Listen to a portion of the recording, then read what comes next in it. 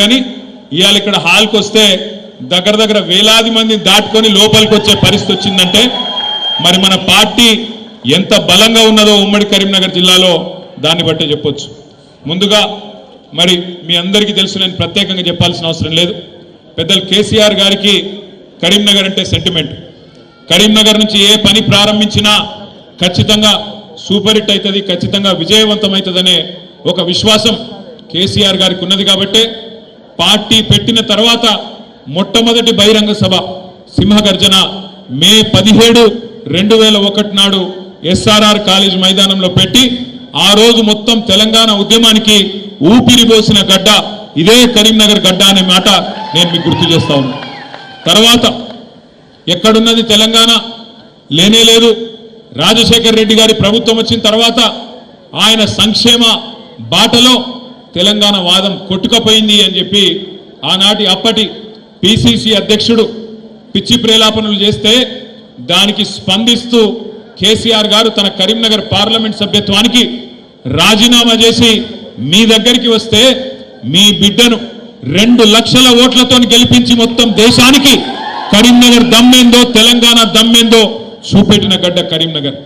అదే విధంగా సందర్భం ఏదైనా, పరీక్ష ఏదైనా, అన్యాయం ఎప్పుడు జరిగినా, ఎలాంటి అణచివేత జరిగినా, ఎలాంటి వివక్ష మన పట్ల ఉన్న ప్రతి సందర్భంలో తిరుగుబాటు జెండాను ఎగురవేసి అగ్రభాగాన నిలబడ్డ గడ్డ, పోరాటాల పురిటి గడ్డ కరీంనగర్. కాబట్టి ఇక్కడికి వచ్చి నేను మీకు ఎక్కువ తక్కువ చెప్తే తాతకు దగ్గులు నేర్పినట్టు అవుతుంది.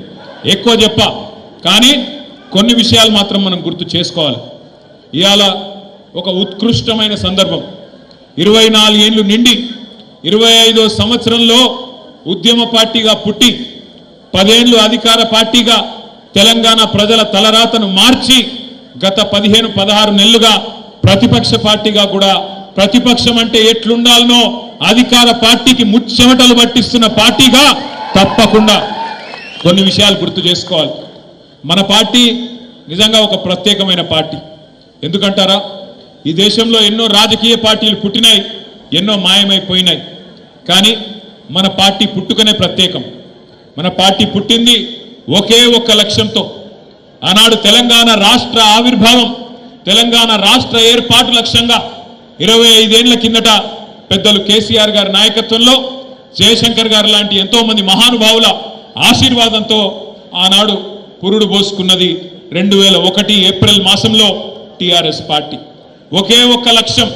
కేసీఆర్ గారు ఆనాడు చెప్పినారు, గొంగలి పురుగునైనా ముద్దాడుతా, కుష్టు రోగునైనా కౌగిలించుకుంటా, తెలంగాణ కోసం ఆర్ఎస్ఎస్ నుంచి మొదలు పెడితే ఆర్ఎస్యు దాకా, రాష్ట్రీయ స్వయం సేవక్ సంఘ్ నుంచి మొదలు పెడితే రాడికల్ స్టూడెంట్ యూనియన్ దాకా, లెఫ్ట్ నుంచి రైట్ దాకా అందరినీ కలుపుకపోతా మీరు చేయాల్సిందల్లా ఒకటే, తెలంగాణ రాష్ట్ర సమితికి ఓట్లు వేయండి, ఎమ్మెల్యేలుగా ఎంపీలుగా మాకు అవకాశం ఇవ్వండి, ఢిల్లీ మెడలు వంచి తెలంగాణ తెచ్చి మీ దగ్గర పెడతా, దబ్బన మద్దలగిన నేను తప్పుకుంటే నన్ను రాళ్లతోని కొట్టి చంపే అధికారం మీకిస్తున్నా అని చెప్పిన నాయకుడు మన నాయకుడు కేసీఆర్ గారు.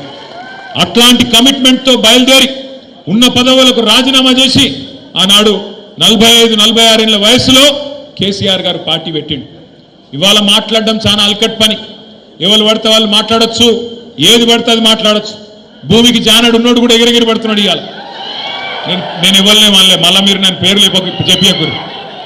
భూమికి జాననున్నోడు, 3 ఫీట్లు ఉన్నోడు కేసీఆర్ ఏం చేసిండు, కేసీఆర్ ఎవరు అని మాట్లాడేటోళ్ళు కూడా ఉన్నారు. ఇవాళ ఆ రోజు తెలంగాణ కనీసం ఎట్లుంటుందో తెలియదు, ఆకారం ఏందో తెలియదు, ఇక్కడ ఏముందో తెలియదు, యాడ ఏ నది ఉందో తెలియదు. అట్లాంటి వాళ్ళు కూడా ఇవాళ మాట్లాడుతూ ఉన్నారు, ఎగిరెగిరి పడుతున్నారు. అప్పుడప్పుడు కాలం మనది కాదైనప్పుడు, కాలం మనది కానప్పుడు వానపాములు కూడా నాగుపాములు లెక్క బుసగొడుతుంటే చూడాలి. అప్పుడప్పుడు గ్రామ సింహాలు కూడా సింహాల లెక్క గర్జిస్తుంటే మన కర్మ చూడాలి. గ్రామసింహం అంటే ఎరికేనా మీకు? ఏంటిది? మీరు కరెక్ట్గా డిసైడ్ చేసుకోరు భయ్. కుక్కనా నక్కనా ఏదో డిసైడ్ చేసుకోరు మీరు. మొన్న అసెంబ్లీలోనేమో మీరు హరీషన్న నక్క కథ చెప్పి విన్నారా? ఇన్లే. నేను చెప్తా ఇక మళ్ళీ ఒక్కసారి ఆ కథ విన్నారా? నేను ఒక్కసారి చెప్తాను, విననోళ్ళ కోసం చెప్తాను. వెనుకటికి ఒక నక్కు ఉండేనట, ముసలి నక్క. ముక్కుకుంటా మూలుక్కుంటా అటు ఇటు తిరుగుతున్నాట.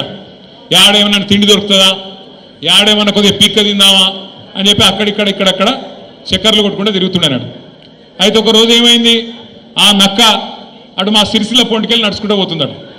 పొంగ పొంగ మా దగ్గర బాగా మా గూడూరు ప్రవీణ్ అని ఇక్కడనే ఉన్నాడు, ఎక్కడనో ఇగో అక్కడ మా దగ్గర పద్మశాలి సోదరులు బాగుంటారు. మా వాళ్ళు ఏం చేస్తారంటే ముందు బట్ట నేస్తారు, ఆ తర్వాత డైయింగ్ చేస్తారు, అటెనక దాన్ని మళ్ళీ ఎండబెట్టి మొత్తం మంచిగా సాఫ్ సఫాయి చేసి ఆఖరికి మొత్తానికి మార్కెట్లో అమ్ముతారు. అయితే ఒక దగ్గర మొత్తం డైయింగ్ చేసేటప్పుడు ఒక పెద్ద బాండీలా నీలం రంగు పోసిపెట్టిరట. ఆయనకి నక్క పోకుండా జారెన్ల పడ్డది. పడి లేచి చూసుకునే వరకు మొత్తం నీలం రంగు అంటింది. ఆడికెళ్ళి ఉరికింది, అట్లా జంగల్ పంట పోయింది. పోయే వరకు జంగల్లో ఉన్న మిగతా జంతువులన్నీ పరిశాన్ అయినాయట.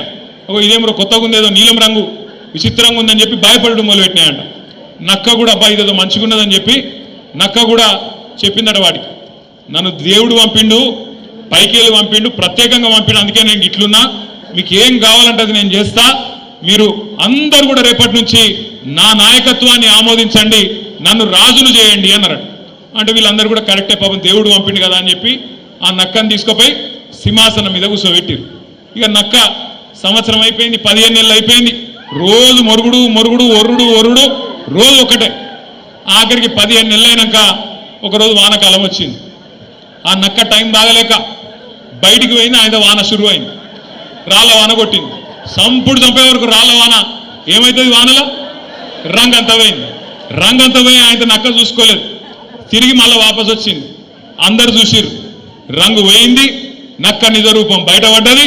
ఇక తర్వాత ఏమవుతుంది, ఈపు చింతపండు అయింది. తర్వాత ఉరికిచ్చి ఉరికిచ్చి ఉరికిచ్చి ఉరికిచ్చి ఊరు అవతలికి చంపారు. నేను ఎవరి గురించి చెప్తున్నామని అర్థమైందా? నేను ఒకరి గురించి చెప్పాలి, ఇద్దరి గురించి చెప్పిన. కాంగ్రెస్ బీజేపీ రెండు దొందే. వీళ్ళలో మంచోళ్ళు, ఆలేదో లంగలు కాదు, ఇద్దరు లంగలే. మోడీ గారు ఏం చెప్పిన 2014లో, భాइयों बहनों आप सभी लोग मित्रों आप सभी लोग मुझे वोट दो, मैं जन धन खाता खुलवाऊंगा, आप सबको 15 लाख धन डाल दूंगा. పడే 15 लाख పడలే. కానీ మనకు ఎందుకో కానీ మరి బీజేపీ ఓట్లు అయితే బాగానే గుద్దుతున్నారు కరీంనగర్లో. 15 लाख లేదు, 15 రూపాయలు కూడా లేదు, వచ్చింది లేదు, చేసింది లేదు. సంవత్సరానికి 2 కోట్ల ఉద్యోగాలు ఇస్తా అన్నాడు. మరి 11 సంవత్సరాలలో 22 కోట్ల ఉద్యోగాలు ఇవ్వాలి. వచ్చినాయా ఉద్యోగాలు? రాలే. అక్కడ ఆ మోసం, ఇక్కడ 6 గ్యారంటీలు, 420 హామీలు, 420 మాటలు, ఇక్కడ ఈ మోసం. అందుకే నేను చెప్పిన నక్క కథ ఒక కాంగ్రెస్ గురించో రేవంత్ రెడ్డి గురించో కాదు, ఇద్దరి గురించి. కాంగ్రెస్ బీజేపీ ఇద్దరు మోసగాళ్ళే. ఈ మోసం నిన్నీయాల చాలైంది కూడా కాదు. భారతీయ జనతా పార్టీ 1998లోనే ఆంధ్రప్రదేశ్ రాష్ట్రంలో ఆనాడు కాకినాడలో ఒక తీర్మానం పెట్టింది వాళ్ళ రాష్ట్ర కమిటీలో. ఒక్క ఓటు వేయండి బీజేపీకి, 2 రాష్ట్రాలు ఇస్తాం, ఒక ఓటు 2 రాష్ట్రాలు అని చెప్పి 1998లోనే కాకినాడలో తీర్మానం చేసింది. మరి ఇచ్చిండ్రా తెలంగాణ 98 తర్వాత? ఇచ్చిండ్రా అయింది? ఇయ్యలే. కాకినాడ తీర్మానం కాకెత్తుకపోయింది, బీజేపీ ఆ రోజు మోసం చేసింది. ఇక కాంగ్రెస్ మోసం అయితే చెప్పే అవసరమే లేదు, మొదటి నుంచి మోసం